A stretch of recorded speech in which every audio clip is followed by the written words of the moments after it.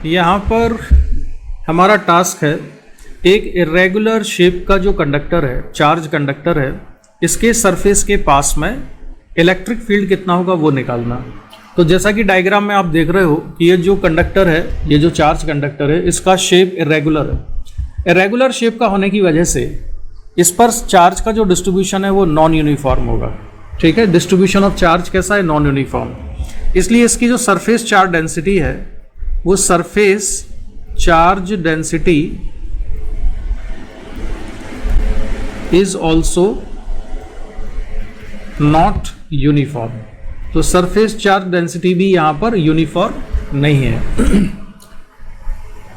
हमको electric field निकालना है कंडक्टर के सरफेस के वेरी क्लोज किसी पॉइंट पर। ठीक है, तो मैं क्या काम करता हूं कि इसके बहुत ही क्लोज एक पॉइंट सेलेक्ट करता हूं जिसको मैंने नाम दिया है पॉइंट ए। ठीक है, ये पॉइंट सरफेस के बहुत पास है। अब इससे इलेक्ट्रिक फील्ड निकालने के लिए मुझे ज़रूरत पड़ेगी इलेक्ट्रिक फ्लक्स के कैलकुलेशन की। इलेक्ट्रिक फ्लक्स का कैलकुलेशन मैं करूंगा। एक बार तो मैं फ्लक्स का कैलकुलेशन करूंगा जो फ्लक्स की डेफिनेशन होती है E.ds, इससे को यूज़ करूंगा और फिर मैं फ्लक्स निकालूंगा गॉस लॉ लगा के। तो गॉस लॉ अगर मुझे यूज़ करना है, तो ये जो पॉइंट है किसी क्लोज सरफेस पर होना चाहिए, जिसको कि हम गॉसियन सरफेस भी कहते हैं। तो यहाँ पर एक इमेजिनरी गॉसियन सरफेस में मान लेता हूँ, और ये जो गॉसियन सरफेस है, this Gaussian surface I am taking is very small and shape of this Gaussian surface is the cylinder. तो यहाँ पर हमने क्या ले लिया है? Here cylinder is Gaussian surface, या इसको कह सकते हो सिलेंडर इज इमेजिनरी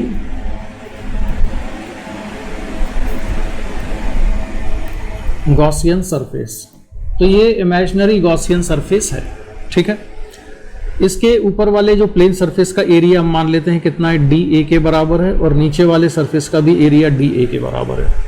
हमने कंडक्टर की जो प्रॉपर्टीज पढ़ी हुई हैं, उन प्रॉपर्टीज से हम जानते हैं कि कंडक्टर का जो सरफेस होता है, इलेक्ट्रिक फील्ड लाइंस उस सरफेस के परपेंडिकुलर होती हैं, और ये सिलेंडर बहुत छोटा है, और ये जो DA एरिया है, इसलिए DA एरिया भी कैसा है? बहुत छोटा है। तो सिलेंडर का बहुत छोटा सा एरिया कट किया है, तो हम ये एज्यूम कर सकते हैं कि यहाँ से जो इलेक्ट्रिक फील्ड लाइंस निकल रही हैं, ये सारी इलेक्ट्रिक फील्ड लाइंस कैसी हैं? इस छोटे से एरिया DA के परपेंडिकुलर है। ठीक है, ये हम मान सकते हैं। हम किसकी बात कर रहे हैं? हम बात कर रहे हैं ये जो इलेक्ट्रिक फील्ड लाइंस निकली हैं यहाँ से, these electric field lines are perpendicular to the very small plane surface of the cylinder. अब मैं डेफिनेशन से इलेक्ट्रिक फ्लक्स निकालता हूं, phi इक्वल्स टू कौन सी वाली डेफिनेशन? E.ds वाली। तो यहां पर जो इलेक्ट्रिक फ्लक्स होगा, एक तो मुझे नीचे वाले प्लेन सरफेस से निकालना है, तो नीचे वाले प्लेन सरफेस पर नेट इलेक्ट्रिक फील्ड कितना होता है? 0। तो यहां से पास होने वाला फ्लक्स कितना हो जाएगा? 0। ठीक है, प्लस जो प्लेन सरफेस, जो कर्व्ड सरफेस है, इसका सिलेंडर का जो कर्व्ड सरफेस है, कर्व्ड सरफेस, यहां से पास होने वाला फ्लक्स कितना होगा? ये भी 0 होगा। इसके 0 होने की वजह क्या है कि जो प्लेन सरफेस है, इस पर अगर मैं एरिया वेक्टर लेता हूं, तो वो एरिया वेक्टर प्लेन सरफेस के परपेंडिकुलर यहां आएगा, और जो इलेक्ट्रिक फील्ड लाइंस है, वो इलेक्ट्रिक फील्ड लाइंस इस एरिया वेक्टर के परपेंडिकुलर है। यानी कि यहां पर इलेक्ट्रिक फील्ड और एरिया वेक्टर के बीच का एंगल कितना है? 0 है। और जो अंदर वाला पोर्शन है, जो कि इरेगुलर शेप के कंडक्टर के अंदर जो सिलेंडर का पोर्शन है, यानी कि जो ये वाला पोर्शन है यहाँ पर, इस वाले पोर्शन पर नेट इलेक्ट्रिक फील्ड 0 है, इसलिए फ्लक्स 0 है। तो कर्व्ड सरफेस से पास होने वाला इलेक्ट्रिक फ्लक्स 0 है। प्लस अब जो ऊपर वाला प्लेन सरफेस है, ये वाला जो प्लेन सरफेस है यहाँ पर, इससे पास होने वाला इलेक्ट्रिक फ्लक्स कितना होगा? इससे पास होने वाला इलेक्ट्रिक फ्लक्स होगा, मान लेते हैं इलेक्ट्रिक फील्ड कितना है? E, और इसका एरिया कितना है? DA के बराबर है। तो electric flux passing through the cylinder according to definition is EDA। जो इलेक्ट्रिक फ्लक्स की डेफिनेशन है, उससे ये कितना जाएगा? EDA के बराबर आ जाएगा। This is equation number 1। अब मैं गॉस लॉ लगाता हूं, तो गॉस लॉ से इलेक्ट्रिक फ्लक्स होगा phi equal to 1/epsilon naught times to the net charge inside the imaginary cylinder, charge inside imaginary Gaussian surface। और ये गॉसियन सरफेस हमारे लिए है क्या? ये गॉसियन सरफेस था सिलेंडर। हम मान लेते हैं कि यहाँ पर सरफेस चार्ज डेंसिटी कितनी है। हमने मान लिया कि ये जो पोर्शन था इसका, यहाँ पर सरफेस चार्ज डेंसिटी है सिग्मा। तो ये वाला जो पोर्शन है यहाँ पर, जो कि इसने कट किया हुआ है, इमेजिनरी सिलेंडर ने, इस इमेजिनरी सिलेंडर ने जो पोर्शन कट किया हुआ है इस कंडक्टिंग सरफेस का, ये वाला, इस पर कितना चार्ज हो जाएगा? सरफेस चार्ज डेंसिटी हमने मान ली है सिग्मा, और एरिया कितना है उसका डी ए। तो इस पर चार्ज की वैल्यू आएगी सिग्मा डी ए के बराबर। तो फ्लक्स आएगा phi equals to 1/ε0 sigma D A. This is equation number 2। दोनों फ्लक्स को हम इक्वेट कर देते हैं, तो ये होगा E into D A equal to 1/ε0 into sigma D A के बराबर, into sigma D A. D A और डी ए कैंसिल हो जाएंगे और यहाँ से आएगा E equal to sigma upon ε0। ये फॉर्मूला है किसी भी कंडक्टर के ऊपर अगर चार्ज का डिस्ट्रीब्यूशन है और कंडक्टर के पास में किसी पॉइंट पर इलेक्ट्रिक फील्ड निकालना है, तो इलेक्ट्रिक फील्ड होगा सिग्मा अपॉन ε0। यहाँ पर सिग्मा क्या है? सिग्मा है लोकल सरफेस चार्ज डेंसिटी। उस पॉइंट के, जिस पॉइंट पर हम इलेक्ट्रिक फील्ड निकाल रहे हैं, उस पॉइंट के बिल्कुल पास में जो सरफेस है, वहाँ पर जो सरफेस चार्ज डेंसिटी है उसकी वैल्यू है सिग्मा। तो सिग्मा अपॉन ε0 होगा। ठीक है, जैसे कि अगर मैं ये वाला पोर्शन ले लूँ, यहाँ सरफेस चार्ज डेंसिटी अगर सिग्मा 1 है तो यहाँ इलेक्ट्रिक फील्ड होगा सिग्मा 1 अपॉन ε0। अगर यहाँ सरफेस चार्ज डेंसिटी सिग्मा 2 है तो यहाँ इलेक्ट्रिक फील्ड आ जाएगा सिग्मा 2 अपॉन ε0। अगर यहाँ पर सरफेस चार्ज डेंसिटी की वैल्यू सिग्मा 3 है तो यहाँ इलेक्ट्रिक फील्ड हो जाएगा सिग्मा 3 अपॉन ε0। तो ये प्रॉपर्टी हमको कंडक्टर की याद रखना है। इसके अलावा एक और बहुत इंपॉर्टेंट चीज़ है यहाँ पर कि ये जो इलेक्ट्रिक फील्ड है, इस इलेक्ट्रिक फील्ड के कैलकुलेशन में हमने यूज़ तो किया है local surface charge density sigma को, लेकिन जो इलेक्ट्रिक फील्ड आई है, ये electric field net electric field है। इंपॉर्टेंट ये है कि this electric field due to all charge, not only due to sigma D A only.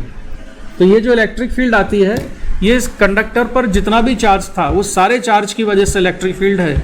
इसके कैलकुलेशन में local surface charge density sigma का यूज हुआ है, but this electric field which we calculate using sigma upon ε0 is the net electric field which is due to all the charges. ठीक है, तो उसको याद रखना, and this is very important formula. अब हम यहाँ कैलकुलेट करने वाले हैं इलेक्ट्रोस्टैटिक प्रेशर को। तो हम समझ लेते हैं कि इलेक्ट्रोस्टैटिक प्रेशर होता क्या है। इलेक्ट्रोस्टैटिक प्रेशर का मीनिंग ये है कि अगर किसी कंडक्टर पर कोई भी चार्ज नहीं है, तब कंडक्टर के सरफेस पर जो प्रेशर होता है, और अगर हमने कंडक्टर को चार्ज दे दिया तो उसके सरफेस पर जो प्रेशर है वो डिफरेंट होता है। ये जो डिफरेंस है प्रेशर में, जो कि चार्ज देने की वजह से आता है, इसी को हम इलेक्ट्रोस्टैटिक प्रेशर कहते हैं। तो होता क्या है कि मान लीजिए कि एक कंडक्टर है जिस पर इनिशियली कोई चार्ज नहीं था, बाद में हमने उस पर चार्ज दे दिया। मान लो कि ये पॉजिटिव चार्ज है या नेगेटिव चार्ज है, कोई भी चार्ज है। तो जब हम कंडक्टर को चार्ज देंगे तो वो चार्ज पार्टिकल एक दूसरे से मैक्सिमम डिस्टेंस पर दूर जाने की कोशिश करते हैं, जिसकी वजह से कंडक्टर के सरफेस पर एक एक्स्ट्रा आउटवर्ड पुल लगता है। तो conductor, surface of the conductor experience a outward pull, and this extra outward pull because of presence of the charge on the outer surface, this is called electrostatic pressure। तो वो electrostatic pressure हमको calculate करना है। तो मान लेते हैं simplicity के लिए कि हमने इसको कैसा चार्ज दिया हुआ है। इसको हमने चार्ज दे दिया कंडक्टर को पॉजिटिव, और ये कोई भी मान के चलो कि इरेगुलर शेप का, ये कोई स्फीयर वगैरह नहीं है, ना ये एलिप्सॉइड है या कुछ इस तरह का शेप नहीं है, इरेगुलर शेप का है।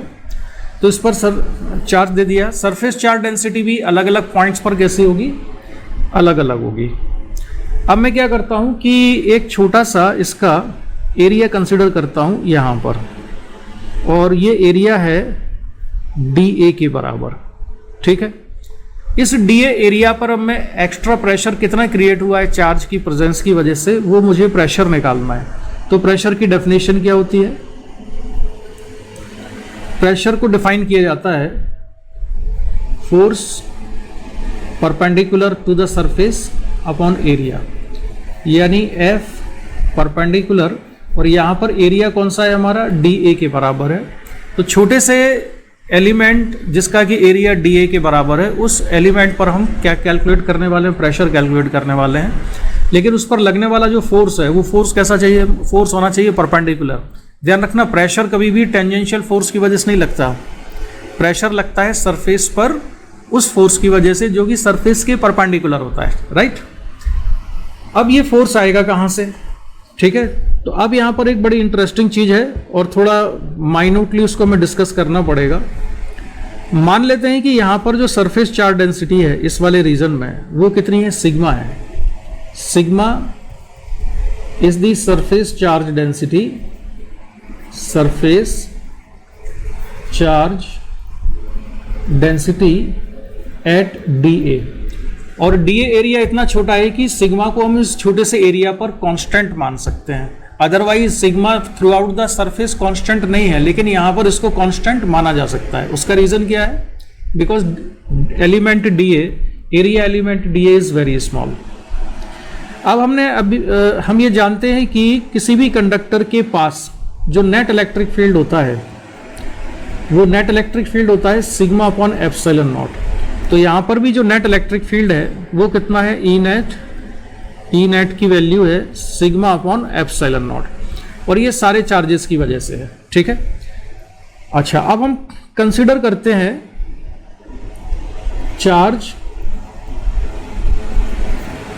On small element, charge on small element D A. Small element D A पर कितना चार्ज होगा उसको हम लिख सकते हैं sigma D A. Electric field E net is sum of electric field due to sigma D A, ये वाला charge, plus electric field due to rest of the charges. ठीक है, यानी कि जो छोटा सा एलिमेंट डी ए हमने लिया है, इस पर जो चार्ज है उसका इलेक्ट्रिक फील्ड, और कंडक्टर का जो बाकी बचा हुआ हिस्सा है उस पर जो चार्ज है उसकी वजह से जो इलेक्ट्रिक फील्ड आएगा, ये दोनों इलेक्ट्रिक फील्ड मिलके net electric field sigma upon epsilon not बनाएंगे। दोनों के जो इलेक्ट्रिक फील्ड है उनको हम मान लेते हैं कि E1 और E2 है। तो मैं मान लेता हूं कि जो E1 इलेक्ट्रिक फील्ड है, E1 is due to sigma D A, और E2 is due to rest of the surface, rest of the charge. ठीक है, बाकी बचे हुए हिस्से पर जो चार्ज है उसकी वजह से है। तो जो ई नेट आएगा, ई नेट इक्वल टू ये हो जाएगा E1 प्लस E2 के बराबर। इसको लिखा मैंने इक्वेशन नंबर 1। अब एक चीज देखो, यहां पर अगर मैं एक इमेजिनरी सिलेंडर कंसिडर कर लेता हूं यहां, जिसका प्लेन सरफेस कितना है? डी ए के ही बराबर है। ये मैंने एक प्लेन सरफेस कंसिडर किया, इमेजिनरी प्लेन सरफेस मान लिया यहाँ पर, सॉरी सिलेंड्रिकल सरफेस मान लिया। इस इमेजिनरी सिलेंडर का आधा हिस्सा बाहर है और आधा हिस्सा अंदर है। ठीक है, अब यहाँ पर अगर मैं देखूं इलेक्ट्रिक फील्ड